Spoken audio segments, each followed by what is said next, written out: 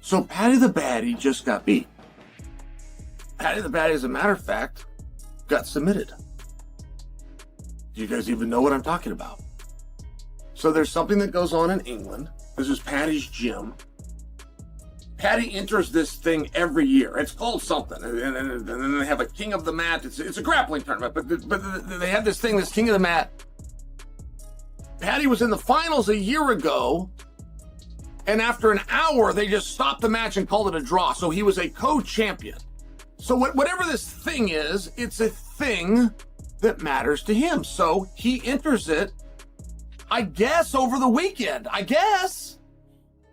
And he ends up getting beat. Gaethje, Paddy, what do you think it looks like? Oh man, more skilled, more experienced, I think better fighter all around, Justin Gaethje. But I also have been on record and said that Paddy Pimblett is better than a lot of people think he is. You know, because of his haircut and the way he talks, and when I fought him, he's better than a lot of people give him credit for. He's got long reach, good kicks, pretty darn patient and composed in there, but Gaethje's a whole different animal. So if I had to bet, I'd go Justin Gaethje, interim champion, and then he beats Ilia Topuria later on this year. I don't think that's true, dude. He's actually changed his style so much, and his stats are kind of misleading. Like, if you look at his significant strike numbers, dude, it kind of like Max Holloway. Like, you can't statistically prove that Max Holloway's defense has improved or whatever it is, or that he's more technical, but you can see it when you rewatch his recent fights. Justin Gaethje's the same, dude. Like, his defense used to be fucking abysmal. He would just walk through you, but now he actually has shown improvements in his defense. He was making Dustin Poirier miss a lot in their fight,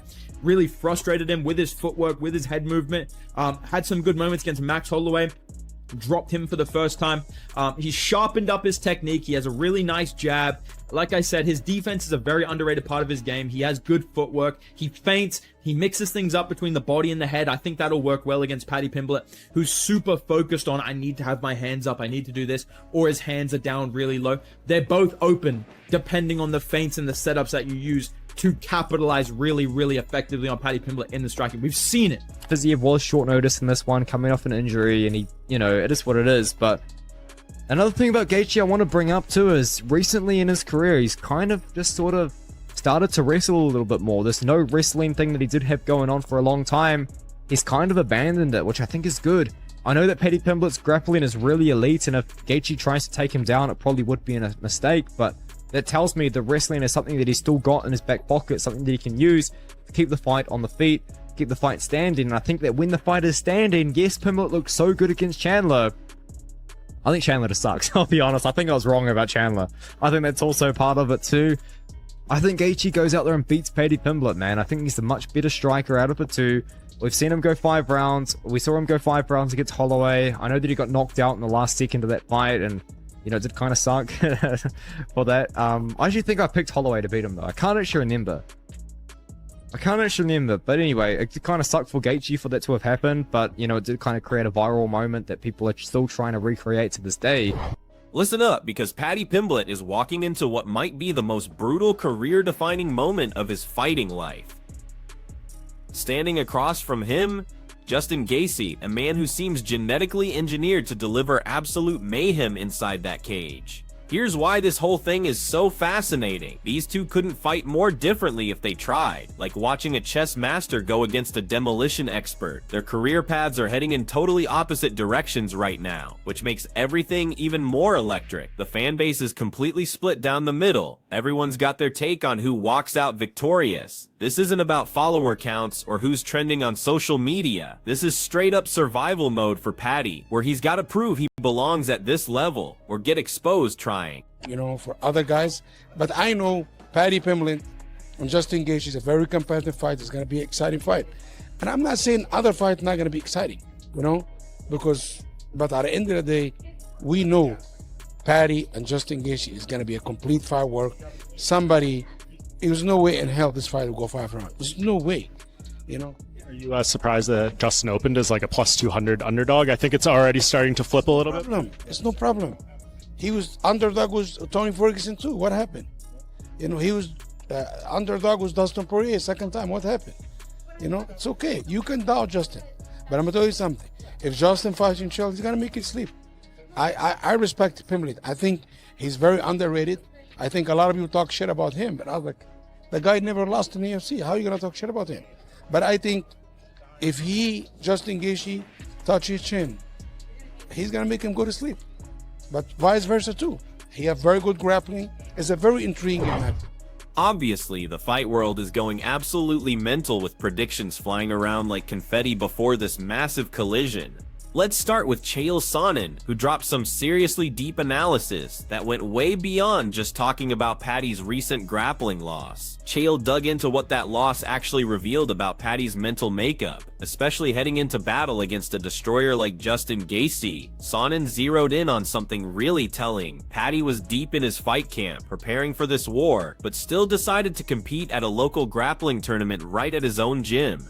Picture that scenario, a hometown event that clearly meant something personal to him. Chael emphasized how Paddy showed up despite the massive risk of getting hurt or losing face, competed with everything he had, and accepted whatever happened next. He didn't run from that risk, he walked straight into it. Chael put it perfectly when he said Paddy the Baddie just got beat, but there was this deeper message about never backing down.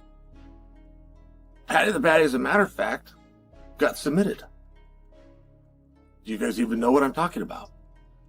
So there's something that goes on in England. This is Paddy's gym. Paddy enters this thing every year. It's called something. And then they have a king of the mat. It's a grappling tournament, but they have this thing, this king of the mat. Paddy was in the finals a year ago, and after an hour, they just stopped the match and called it a draw. So he was a co-champion. So whatever this thing is, it's a thing that matters to him. So he enters it, I guess, over the weekend, I guess. And taking that breakdown even deeper, Chael connected this exact mentality straight to the upcoming war with Justin Gaethje. His perspective was that real fighters, especially ones with Paddy's relentless spirit, don't spend their time protecting some carefully crafted public image like you see with athletes in other mainstream sports. These gladiators throw themselves into brutal high-risk situations even when there's literally nothing concrete to gain. No belt, no massive paycheck, just pure pride on the line. Chael broke down exactly why this mindset isn't just respectable, but absolutely essential when you're getting ready to face a natural disaster like Justin Gaethje. Justin doesn't just handle pressure, he transforms it into rocket fuel. And like Chael made perfectly clear, there's no possible way you can stand toe-to-toe with a pressure-cooking machine like Gaethje if you've got even a whisper of fear about losing buried somewhere inside you. That fear becomes ammunition for your opponent. now, one of the reasons it's so cool is I don't think you have heard about it. One of the reasons I think it's so cool is there's no other sport where this would happen. One of the reasons I think it's so cool is it doesn't matter. And that's one cool thing about our community. Like if a guy like Paddy wants to go out there and take a risk and do something like this, he can chalk that up to a tremendous victory. He can also chalk that up to a workout. And you know what? We need to keep it that way. It's one thing that we have done very well as a group, and there's no others. Chael also demolished the ridiculous idea that taking a loss outside official competition, especially in grappling, somehow makes you weak or vulnerable. He broke it down with trademark precision, explaining that this type of competition doesn't touch your official MMA record, so there's no real damage in the traditional sense. What it absolutely demonstrates, though, is this burning desire, this internal fire to compete and grow regardless of what's immediately at stake. In Sonnen's eyes, Paddy's mature response to that grappling defeat, treating it like another day at the office and a chance to learn instead of hiding from it or making excuses, showed something vital. It revealed the type of warrior who has the unshakable mental strength and raw determination to march straight ahead into hell against someone as terrifying as Justin Gaethje, rather than crumbling under massive pressure or trying to fight scared. This goes way beyond just being physically tough. It's about the mind games that happen long before anyone throws a punch. That LeBron drops in for a one-on-one with the college star. He's going to take the risk. He just simply could not take the risk. This happened when I was a kid. It was to John McEnroe in Oregon. This was before the internet was a thing, but John McEnroe came out and he played somebody. We had some high school star down in, it was down in Eastern Oregon. I want to say maybe Pendleton. At any rate, the guy beat him. our high school star beat McEnroe, and this was a thing.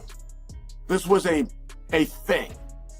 But it's one of these reasons why you can't ever get that. Like, you were left to believe that the NBA is better than the NCAA. You're led to believe the NFL is better than college football. I'm sure you're right, but there's exceptions, and there's certain positions at certain times where there are exceptions. You will never know. Now let's shift gears to something that absolutely took over the MMA news cycle for a while. The legendary Ariel Helwani tackled Justin Gaethje's injury speculation with both hands. Ariel spelled it out crystal clear that those questionable videos and photos making the rounds online had the entire MMA world talking, mainly because the timing seemed incredibly suspicious, almost too convenient. Consider this angle. Right when the fight promotion should have been running smoothly, completely distraction-free, suddenly this cloud of uncertainty comes rolling in. Helwani stressed that this alone, just a hint of doubt, has the ability to completely change how people view the entire matchup with Paddy. He then dove deep into just how genuinely confusing and troubling the whole situation really was. Ariel carefully focused on how legitimately concerning the images appeared, methodically breaking down why fans were completely justified in questioning what they were seeing. The real problem, he pointed out, wasn't simply what Justin or his team claimed about any injury, it was how visually alarming everything looked to anyone watching, and more importantly, how incredibly fast those images exploded across every social platform. That level of uncertainty, Helwani stressed, looms over a massive fight like storm clouds, completely changing the energy and expectations heading into what should be an incredible fight week. Rumors have been swirling that Justin Gaethje is injured. A few videos have surfaced of him diving and cracking heads with someone, which wobbled him bad. Do you have any inside information? Have you not heard of this? Okay, actually, I got to be honest.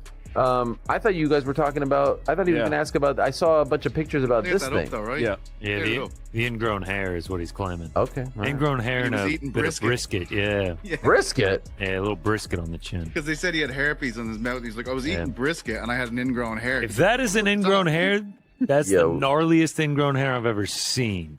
That makes like a little red dot on your neck if it's an ingrown hair. He had a crater in his neck. I don't know about By the way, could you imagine, just for a moment, you know where I'm going with it? Yeah. You know where I'm going with this? I do know exactly where you're going. Enter Armin. Yes. Enter Armin. Yes, it's time. Now, is Armin ready? Moving forward, the brutally honest Artem Lobov jumped into the discussion, starting by confessing something important. He's underestimated Paddy Pimblett before, and frankly it cost him when those predictions backfired completely. But even knowing that track record and learning from those mistakes, Artem admitted he still couldn't shake the exact same nagging issues he keeps spotting in Paddy's fights. For Lobov, Paddy's performances consistently show these worrying stretches where his conditioning clearly drops off, leaving dangerous windows open, and that becomes a seriously risky game when you're facing someone who maintains absolutely relentless pressure like Justin. The biggest red flag Artem highlighted was Paddy's defensive gaps. He identified a recurring problem where Paddy consistently keeps his chin exposed, positioned high, basically giving opponents regular opportunities to land devastating clean connections. That aggressive, high-risk approach might work perfectly against opponents who either hesitate to capitalize or gas out as rounds tick by. But here's the reality check. Justin Gaethje never slows his roll and rarely wastes opportunities when he finds opening. Artem made it painfully obvious that while it's fun and exciting to appreciate Paddy's wild, unpredictable approach, that's completely different from actually betting on it to survive against a proven elite striker like Gaethje. If it even happens. And now we've got Gaethje fighting Pimblett for the vacant title. And I know I've just picked favorites the entire card. And I know that is kind of probably not that all that exciting for you guys. I am picking Gaethje to beat Paddy Pimblett in this fight. I've been proven wrong by Paddy Pimblett so many times. Over and over and over and over again. If you guys remember, I picked Tony Ferguson to beat Paddy Pimblett in that fight. And I will be honest with you guys, there was a moment there in that third round where it looked like maybe Ferguson was going to get something going because Pimblett did gas out pretty bad in that fight, but that is just cope on my end. And then even then, I picked Michael Chandler to beat him too. Have I ever been more wrong about a fight? Probably not, to be honest with you, but he looked really, really good. The problem with me and Paddy Pimblett, dude, is there's two things that he's just never fixed. His cardio and his striking defense. He still keeps his chin way up in the air. I know that's why people love him. I know people love Paddy Pimblett because of that. The problem is, though, I just don't like seeing that and then trying to justify picking him to beat Justin Gaethje, who just beat Rafael Fiziev a couple of times in the last few years. Now, I know that Artem didn't. Beyond that, he explored a really significant factor in this matchup: Justin Gaethje's massive development as a complete fighter throughout his career. Lobov pointed out that Justin is no longer just the stubborn warrior who insisted on standing and throwing bombs exclusively, a reputation he once wore like a badge of honor. What's really important to understand is this: even if Gaethje has zero interest in actually wrestling with Paddy, the constant possibility of his elite wrestling background and takedown skills is always lurking. That threat, that unspoken potential for level changes, becomes an incredibly effective tactical advantage by itself. It's what allows Justin to actively dictate exactly where the action happens, controlling the flow of battle. Artem strongly believed that keeping everything upright, maintaining that striking war, represents Justin's clearest path to victory in this specific fight. And because of his significant evolution as a mixed martial artist, Justin now has an even deeper toolbox of advanced techniques to make sure that happens, keeping the fight exactly where he wants it. Fiziev was short notice in this one, coming off an injury, and he, it is what it is. But another thing about Gaethje I want to bring up too is recently in his career, he's kind of just sort of started to wrestle a little bit more. This no wrestling thing that he did have going on for a long time, he's kind of abandoned it, which I think is good. I know that Paddy Pimblett's grappling is really elite, and if Gaethje tries to take him down, it probably would be a mistake, but that tells me the wrestling is something that he's still got in his back pocket, something that he can use to keep the fight on the feet, keep the fight standing. And I think that when the fight is standing, yes, Pimblett looks so good against Chandler. I think Chandler just sucks, I'll be honest. I think I was wrong about Chandler. I think that's also part of it too. I think Gaethje goes out there and beats Paddy Pimblett, man. I think he's... Looking at it from another angle, the breakdown from Fed Time MMA provided additional crucial insight, detailing how Paddy Pimblett, for all his grappling skills, isn't really a traditional wrestling machine who consistently hunts for those picture-perfect takedowns. Instead, Paddy's game plan is much more unconventional, built around creating absolute mayhem, using powerful kicks strategically, and having this supernatural ability to turn any brief opening into a wild scramble on the canvas. Here's what that means against a technical master like Justin Gaethje. That scramble-heavy opportunistic strategy becomes extremely risky. Justin's takedown defense isn't just solid, it's legendary for being incredibly powerful and technically perfect, more than ready to easily shut down any sloppy, poorly timed, or panicked attempts, making sure the fight stays exactly where he dominates, standing up. In his striking playground, this forces Paddy away from those easy entries he might discover against weaker competition, making him stand and bang. To me, it's really important to just look at these two stylistically. Paddy Pimblett is not a wrestler, bro. Like, Paddy Pimblett is not a wrestler. Justin Gaethje's a better striker. He has good takedown defense, and he has great power. That is my theory here, right? Because when you look at the way that these guys fight, Paddy Pimblett fights a lot behind kicks, dude. He's throwing oblique kicks, calf kicks, head kicks, body kicks, jumping, kind of, switching up in the air, throwing those kicks. He has improved his boxing. That was a big weakness in the Jared Gordon. Building on that detailed analysis, Fed Time MMA went even deeper into why Justin Gaethje presents such a nightmare matchup, pointing out that Justin has completely transformed from any perception of being just a wild brawler. He strongly rejected the outdated notion that Gaethje is simply some reckless headhunter, describing instead how Justin now uses sophisticated feints, crisp footwork, and smart defense to systematically make opponents whiff on their attacks. Why does this spell trouble for Paddy? Because we've all seen that Paddy still absorbs clean shots way more than any elite fighter should, and throughout a grueling battle, those clean accumulated strikes will definitely pile up and extract their toll. When Fed Time MMA carefully outlined the potential victory paths for both warriors, his preference became crystal clear. Paddy's greatest opportunity lies in creating immediate pandemonium, landing something major to damage Justin, then rapidly capitalizing on that momentum for a quick submission finish. But he warned that if that specific sequence doesn't happen fast, the fight will almost definitely remain standing, where Justin commands a clear edge. In that likely scenario, Fed Time MMA predicts that Gaethje will systematically, maybe even savagely, dismantle Paddy, possibly getting a finish somewhere in the championship round. That's exactly why, despite openly rooting for Paddy to succeed, he reluctantly expects Justin to score a TKO victory.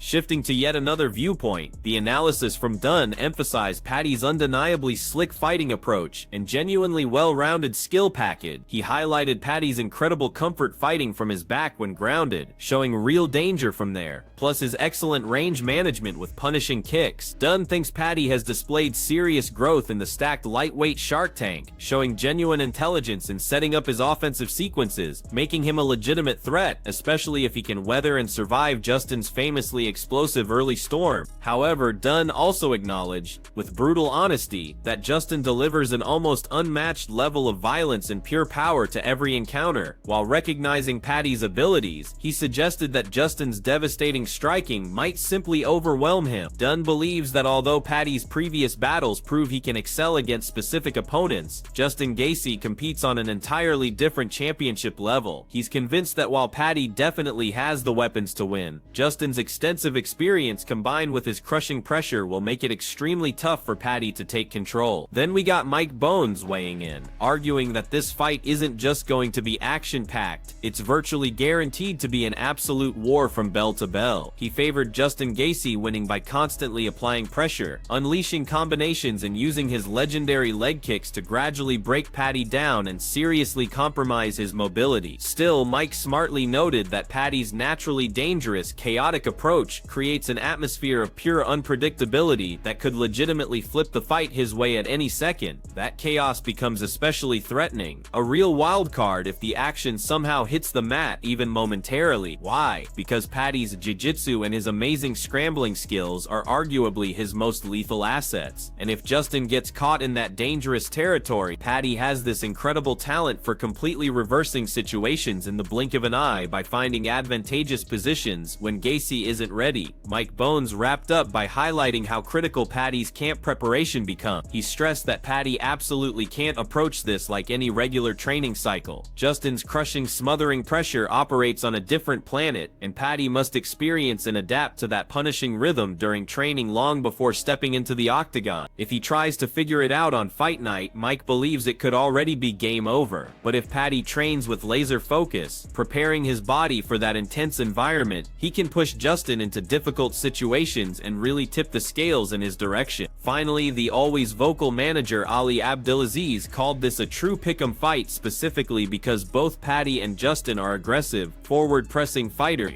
He pictures the second that opening bell sounds, they'll literally collide in the cage center and the tempo will be absolutely insane from second one. Ali stated without hesitation that he sees zero possibility of this lasting all 5 rounds. He also addressed Justin currently being the betting underdog. Ali calmly pointed out that Justin has faced doubt repeatedly throughout his career and consistently delivered legendary performances in the biggest fights possible, which is why betting lines don't concern him whatsoever. He summed up the essential dynamic perfectly. If Justin connects clean, Paddy's gonna sleep, but flip side, if this hits the canvas, Paddy can completely dominate with his elite grappling. Everything suggests this will be lightning fast, incredibly violent, and most likely ending decisively before the final horn. So here's where you come in. Drop your predictions in the comments below. Who are you backing in this epic showdown? Are you riding with Justin's proven experience and devastating power, or are you believing in Paddy's technical skills and his smart tactical approach to score the upset?